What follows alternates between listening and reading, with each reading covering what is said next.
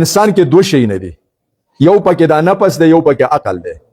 دا نفس ټول عمر انسان ته ترغیب او تشویق د جګړې ورکوي چې جنگ کوا، جګړه کوا، خلک وجنه، دی کې دا پیدا ده، دی کې دا پیدا ده، نوم به دې وشي، بدماش بشي، اوچت بشي. نفس پیغام د جنگ ورکوي. عقل د روغې، د امن، د مینې او د محبت پیغام ورکوي چې یو بل سره مینه وکړي. دا دوه شی نه دي، عقل او نفس. نو په دې دنیا کې الله به درې قسم مخلوق پیدا کړی دی. یو په دې اسمان کې فرشتي دي، دا غو څه عقل شته او نفس ورسره نشته. یو زمونږ څه په دې ځمکه دا زناور دي، غویان، د دې څه نفس شته او عقل ورسره نشته. او یو انسان دی، د څه دواړه دي، نفس هم دی او عقل هم دی. نو د فرشتو څه عقل شته، نفس نشته، نو هغه جګړې نه کوي.